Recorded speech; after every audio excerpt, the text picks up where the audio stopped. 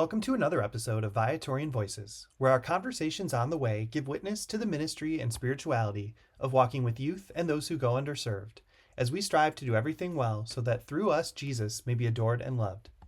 In this episode, we follow the path of formation and discernment that takes a Viatorian student all the way to becoming a teacher of the faith himself.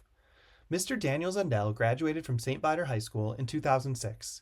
He went on to college at Loyola University Chicago, where he studied secondary education and history with a minor in pastoral studies. After college, Daniel entered a 2-year volunteer program at Christ the King College Prep, a Cristo Rey network school on the west side of Chicago. Following his volunteer commitment, Daniel continued at the school and has served in several roles there over 15 years and counting, including as a teacher and student support staff member, and now as the senior director for the corporate work study program. Along the way, Daniel also earned a master's in education through the University of Notre Dame Alliance for Catholic Education and its Remick Leadership Program. For all his faithful ministry, Loyola Chicago recently recognized Daniel with its Teaching and Learning Distinguished Alumni Award.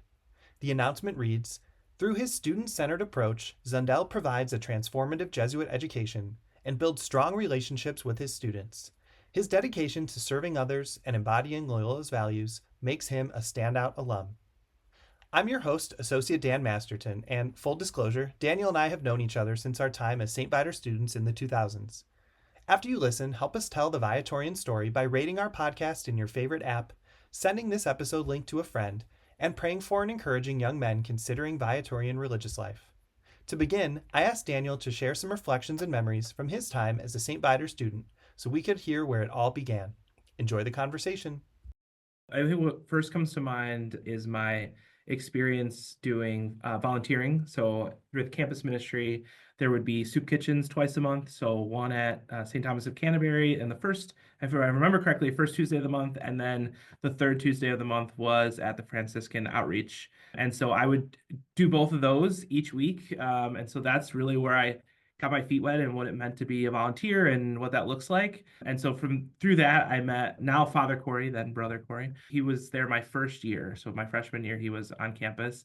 And so we would go to the soup kitchen to Franciscan every month. And he was really a mentor in that way of why it's important to do service and what that means. So it was like my first grounding in being a servant leadership really sort of stemmed from that experience. And so, yeah, that really stuck with me. And in fact, the Franciscan Outreach was the first time I encountered people who were spending a year of service. At that time, at least, a lot of them were German citizens who were required to do service, but I never heard of that before. I was like, whoa, people spend a whole year just volunteering. And so that was a little seed planted that really stuck with me.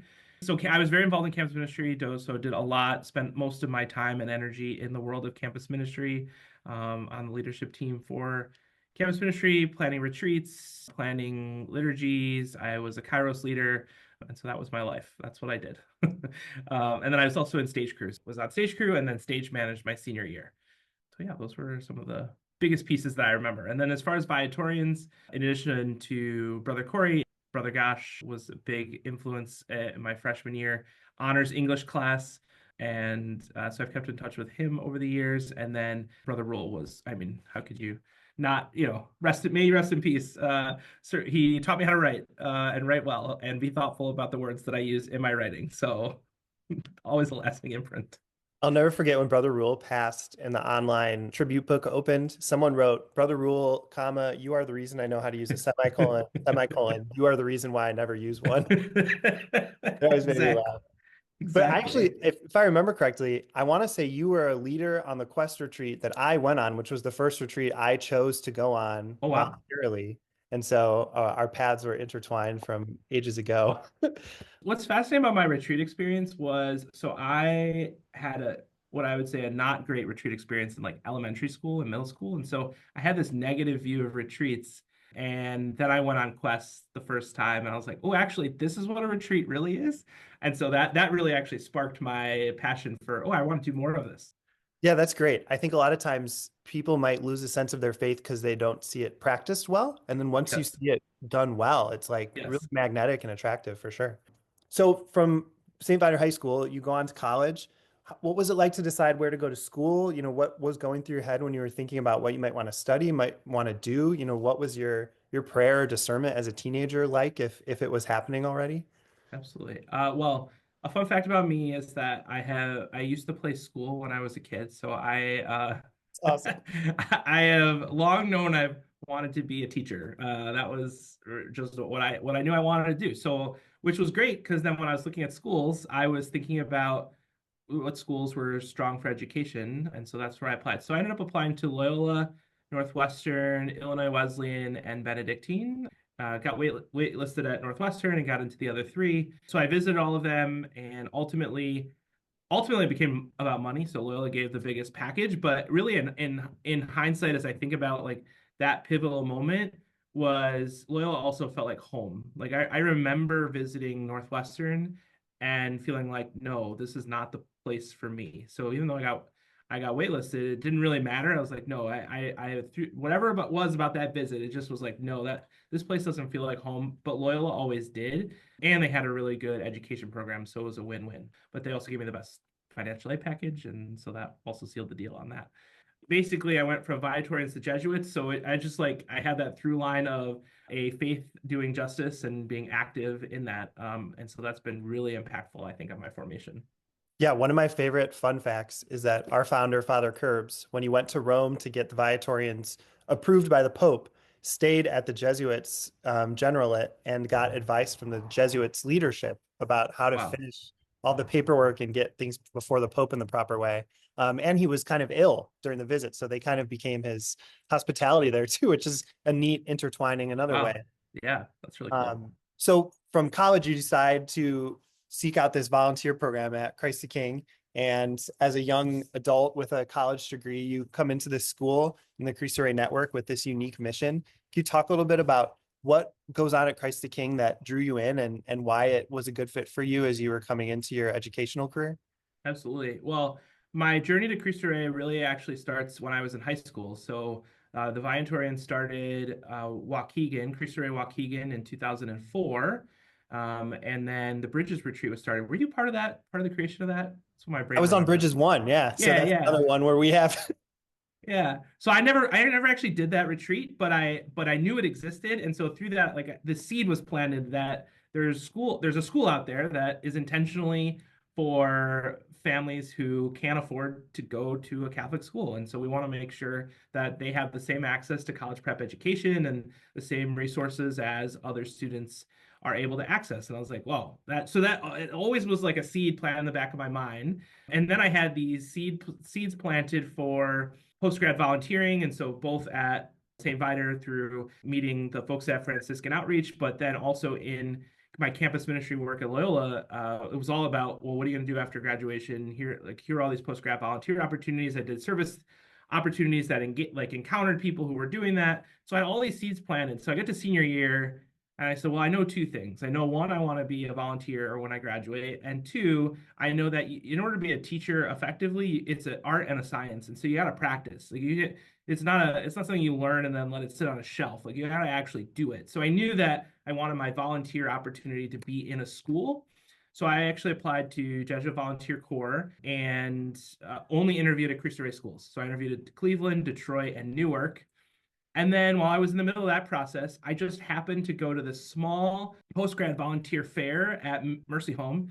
And it was so small and tiny, there were only three people there, myself and two others. And by happenstance, I encountered the rep from the Christ the King and Cristo Rey at the time. They had one program. So the Cristo Rey and Christ the King volunteer program. And I applied. And so the main difference was Christ the King was a 2-year position, and then JVC is a 1-year position. And so ultimately, I got into both, and I had to decide, which direction was I going to go. And because I wanted to be a teacher, I knew that I'd have much more of a teaching opportunity at Christ the King because it was in year 3 of its existence. There was a lot of opportunity, but most importantly to me was it was in my own city. So the place where I had gone to school, the place where I knew I was going to be rooted in. And so it made more sense to spend 2 years getting to know a community and living and breathing that world than going off for a year and coming back. So that's ultimately how I landed here. And when I started, I taught civics. I was the school's first co-director at the time of Christian service. and I taught technology class, and I drove buses and did a whole bunch of other things. So that's how I started.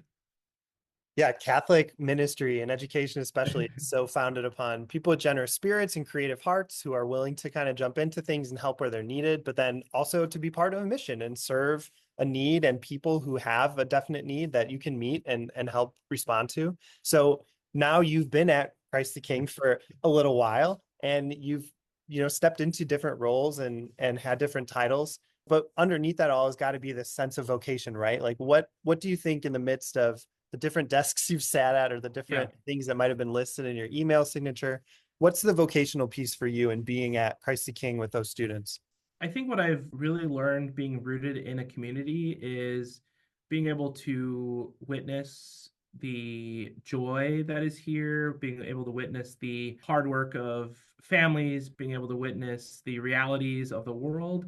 And I think through that, where I ultimately started my vocation journey was I just kind of knew I wanted to be a teacher. Where I have grown is that I am very passionate about college access and ensuring that students and families have the resources that they need in order to access college, in order to, because I am a firm believer that that helps to level the playing field and helps to create a more diverse society that where people have a seat at the table. So people who look like my students are able to access the places of power and are able to be in the room when decisions are made, and that's how we really make changes in the world. As I look at the lens of all my roles, that's ultimately where I land. I'm a teacher by heart and by trade. I love teaching. I would be in the classroom every day if I could, but I also enjoyed the other roles that I've had. I was a college counselor for 5 years. So that's where I really honed in, like witnessing the realities of the inequalities in the college world and what that looks like, and how if you have the resources, if you have the means, the pathway is much easier. It's much clearer. It's often with less hurdles. And if you don't, the hurdles are high. And through an equity lens, how do we help to provide that broader support system that's going to help folks overcome those hurdles? And so that's really where I learned all of that. And then I moved in the work study program, which is all about helping students think about what's next, their career, giving them a foundational set of skills and mindsets that are going to help them be successful in what's next, and thinking about where they want to go. And so we'll see where all that takes me. So that's really where I've landed. I think in my vocation is around this idea of college access and continue to work for that. Yeah, so as you talk about rooting in a community and choosing to stay in the city that you went to school and that you're a part of from your whole life, you then invest in a place and stay there in many roles for many years. And you've probably started to see some of the fruits of what the Mm. Cristo Rey model does for young people and for their families. So would you be willing to share maybe like one or two of your favorite stories, respecting the anonymity of students, of course, but could you maybe share a story or two that would help people understand the difference that Cristo Rey education can make for a young person?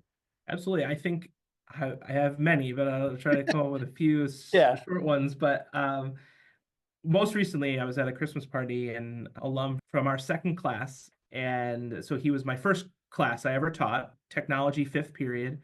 If you had told me that someday this guy would be in graduate school pursuing a high level community counseling degree, I would have been like, I mean, I'm hopeful about many things, but just to see that growth and to have a conversation about how the impact of the CTK community from a hindsight perspective, especially those first couple graduating classes who were all about, I'm never coming back. I don't, the CTK was terrible, right? And it wasn't. They were just, processing all of their feelings as they navigated through all the challenges we put them through. But to see the fruits of that and to have an alum come back and be looking at an advanced degree and who really struggled through high school and coming full circle on that journey, I think was huge.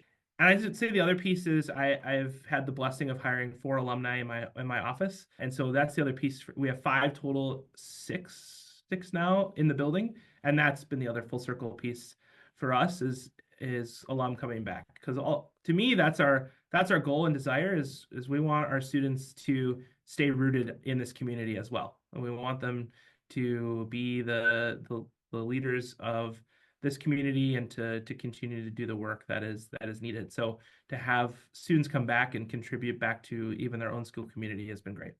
So to flip it a little bit back on yourself, I caught your name in my social media feeds as you were recognized by your alma mater for being a distinguished alumnus from your education program. And I have to imagine as a teacher, it's kind of a funny moment to have a bit of spotlight put on you when you're so Yep. focused on your students. Yep. What was it like to get that kind of recognition, especially from a place that you call home and that meant so much to you for those formative years in your life and kind of set the stage for you to pursue your vocation this way? What was that like for you?